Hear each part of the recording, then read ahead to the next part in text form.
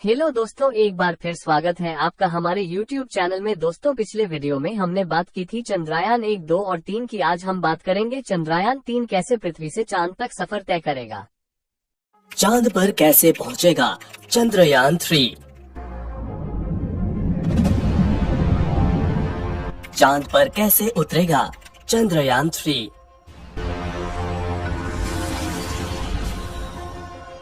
चांद पर क्या काम करेगा चंद्रयान 3।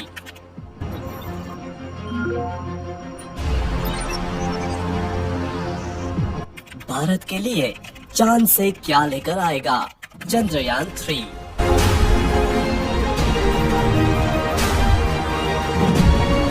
14 जुलाई 2023 दोपहर 2:35 पर भारत के लिए वह पल आया जब भारत का बाहुबली रॉकेट LBM-3M4 आसमान में बादलों को चीरते हुए चंद्रयान 3 को लेकर चांद की तरफ चला।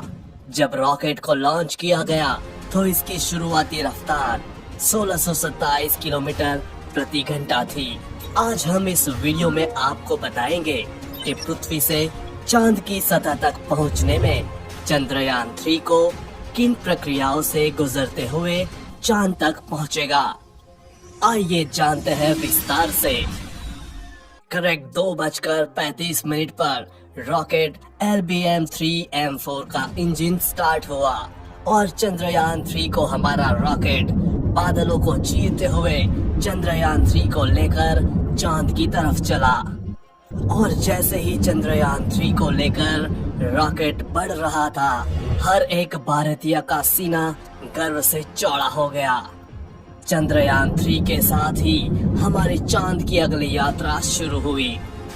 सबसे पहले दोनों बूस्टर रॉकेट स्टार्ट हुए।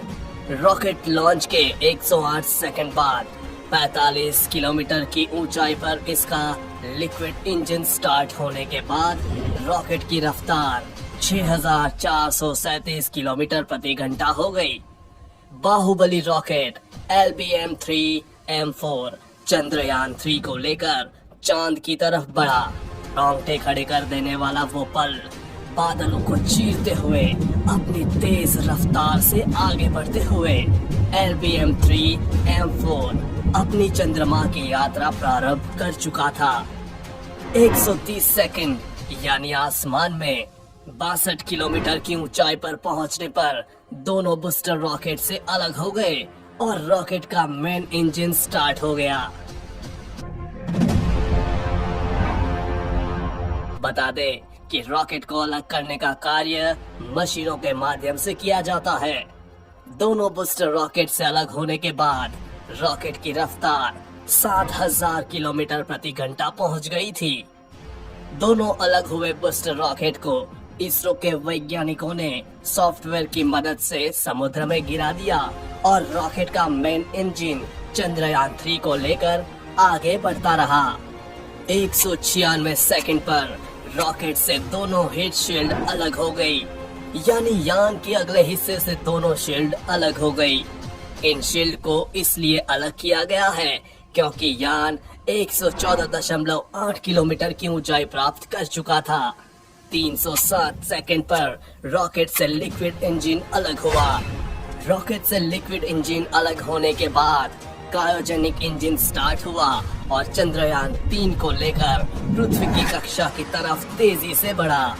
क्रायोजेनिक इंजन स्टार्ट होने के बाद रॉकेट की रफ्तार 36,968 किलोमीटर प्रति घंटे हो गई थी और कुछ दूर जाकर क्रायोजेनिक इंजन भी बंद होकर चंद्रयान से अलग हो गया और भारत का चंद्रयान 3 लॉन्चिंग के 16 मिनट बाद पृथ्वी की कक्षा में स्थापित हो गया और धीरे धीरे अपना ऑर्बिट बढ़ाकर अब चांद की कक्षा में प्रवेश करेगा। पृथ्वी की कक्षा में प्रवेश करने के बाद प्रोपल्शन मॉड्यूल की सहायता से इसरो इसको आगे उड़ाएगा। इसरो चंद्रयान 3 को पहले तो कुछ दिन पृथ्वी के चारों ओर घुमाएगा। हर चक्कर पहले से बड़ा होगा। ये सभी चक्कर अंडाकार होंगे। अब आपके मन में सवाल होगा कि यह सभी चक्कर अंडाकार क्यों होंगे, तो इसका जवाब है कि अगर इसरो चंद्रयान 3 को गोल चक्कर लगाएगा तो वह एक ही जगह घूमता रहेगा। इसलिए अंतरिक्ष में किसी चीज को दूर या पास भेजने के लिए अंडाकार चक्कर लगाया जाता है। हर चक्कर के पहले चक्कर से थोड़ी दूर पर होगा। इस प्रकार इसरो चंद्रयान 3 को धीरे धीरे पृथ्वी से दूर भेजेगा। ऐसे कुछ दिनों बाद चंद्रयान 3 चांद के पास चला जाएगा। चांद तक जाने में इसको 6 दिन का समय लगेगा। जब चंद्रयान 3 चांद की कक्षा में प्रवेश करेगा तो वापस से पृथ्वी वाली प्रक्रिया अपनाई जाएगी। चंद्रयान 3 को अब चांद की कक्षा में घुमाया जाएगा और धीरे धीरे चांद के पास ले जाया जाएगा। चांद की कक्षा में प्रवेश करने के बाद यान 13 दिन तक चांद के चक्कर लगाएगा। चंद्रयान 3 अपने साथ 3 अलग अलग हिस्से लेकर जा रहा है। सबसे पहला उड़ाने वाला हिस्सा प्रोपल्शन मॉड्यूल, दूसरा हिस्सा उतारने वाला हिस्सा लैंडर मॉड्यूल और आखिरी तीसरा हिस्सा है घूमने घुमाने और जानकारी जुटाने वाला हिस्सा रोवर और ऑर्बिटर वाला हिस्सा इस बार नहीं भेजा गया है, क्योंकि चंद्रयान 2 का ऑर्बिटर पहले ही चांद के चारों ओर घूम रहा है। इसरो इसी का इस्तेमाल करेगा और जैसे ही चंद्रयान 3 चांद के 100 किलोमीटर के दायरे में पहुंच जाएगा, प्रोपल्शन मॉड्यूल से लैंडर अलग हो जाएगा। लैंडर अब अपनी कक्षा में अपनी स्पीड कम करने की कोशिश करेगा। करीब 40 से 42 दिन बाद लैंडर और रोवर चंद्रमा के साउथ पोल पर उतर जाएंगे।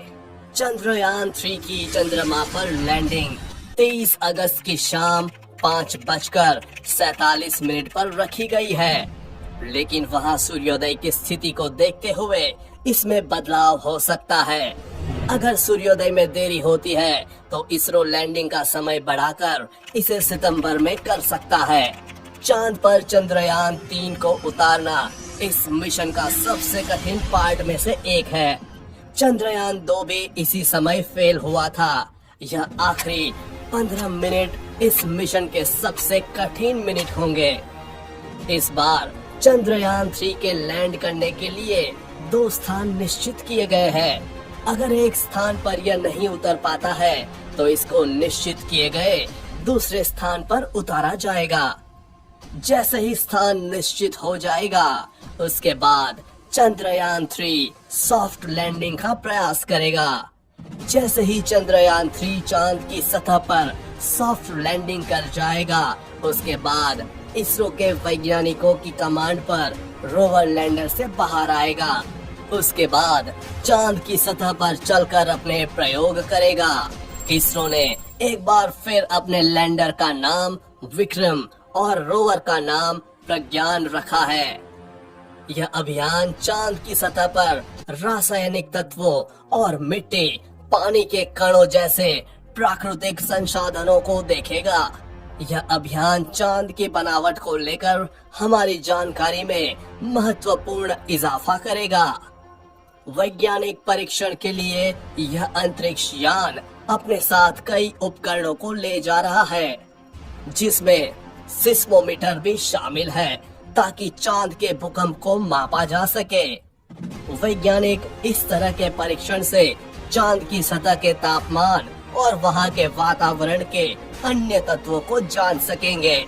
इस पर ऊर्जा के लिए सोलर पैनल लगे होंगे, जिसकी सहायता से रोवर को चांद की सतह पर ऊर्जा मिलेगी और यह वहां पर चल पाएगा।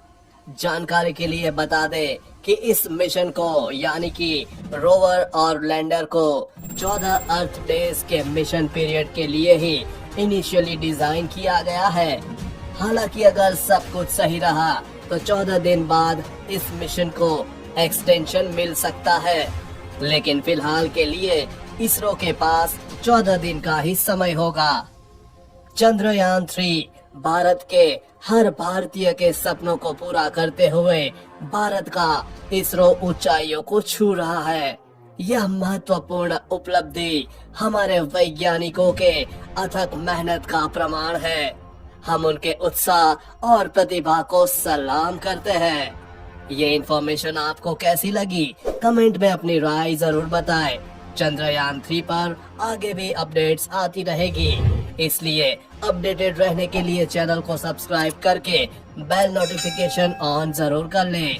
जल्द मिलेंगे, तब तक के लिए बी हैप्पी, बाय बाय।